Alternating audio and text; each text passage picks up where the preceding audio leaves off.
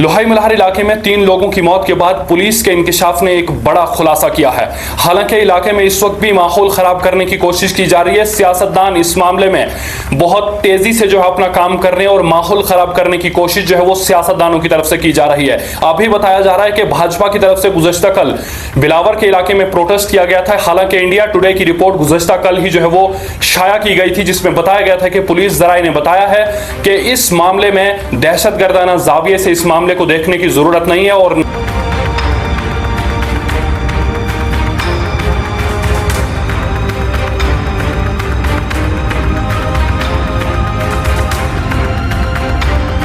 ऐसा पुलिस जराए ने India today की रिपोर्ट में इंडिया टुडे का जो मारूफ न्यूज चैनल है वहां पर इस तरह की रिपोर्ट जो है वो गुज़श्ता कल छापी गई थी। और आज जो है वो रिपब्लिक न्यूज के मुताबिक इस मामले में जो है वो एसओजी कमांडोज या जम्मू कश्मीर पुलिस की तरफ से भी जो है वो ये इंकशाफ किया गया है कि इस मामले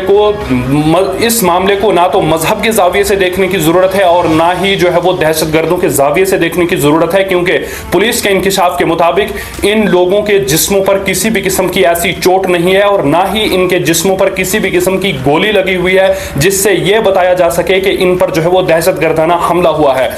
न्यूज़ 18 की रिपोर्ट के मुताबिक 6 मार्च को ये लोग जो है वो रात के वक्त शादी के फंक्शन में बारात के साथ जा रहे थे और अचानक से ये 3 लोग जो है वो बारात से अलग हो जाते हैं और उसके बाद जो है वो रास्ता भटक जाते हैं। इंडिया टुडे की रिपोर्ट के अंदर यह भी बताया गया है कि इन लोगों ने रास्ता भटकने के बाद अपने घर वालों से कॉल पर बात भी की थी। इस तरह का इंकशाफ इंडिया टुडे की रिपोर्ट में किया गया है। गुज़श्ता कल से छापी गई इंडिया टुडे की रिपोर्ट के बाद भी इलाके में माहौल जो है वो काफी खराब किया जा रहा है। सेकंड की रफ्तार से जो है वो माहौल बदल रहा है और अब जो है वो गुज़श्ता कल जब बिलावर के एमएलए श्री सतीश शर्मा जब वहां पर पहुंचे तो उन्होंने कुछ अलग ही बयान दिया और जब उसके बाद जो है वो बनी के रुकन असेंबली डॉक्टर रामेश्वर सिंह भी पहुंचे तो उनके साथ वहां पर बदतमीजी की गई और भाजपा के लोग जो थे वो उन लोगों ने उनके साथ बदतमीजी की और कहा कि ये जो है वो ऑन ग्राउंड वर्कर्स के साथ काम करते हैं और इनकी वजह से ही जो है वो इस इलाके में दहशतगर्दाना हमले हो रहे हैं। हालांकि इंडिया टुडे की रिपोर्ट हो या रिपब्लिक न्यूज की रिपोर्ट हो, उन्होंने बताया कि ये दहशतगर्दाना हमला नहीं है बल्कि एक हादसा है और जिस हादसे में ये लोग एक गहरी खाई में गिरे हैं। ये लोग उस रात 6 मार्च की रात को जब बारात से अलग हो गए, रास्ता भटक गए, उसके बाद इन्होंने अपने घर वालों को कॉल भी की, लेकिन उसके बावजूद जो है वो इन लोगों को ढूंढा नहीं गया और रास्ता भटके हुए ये लोग जो है वो रात भर जंगल में फिरते रहे और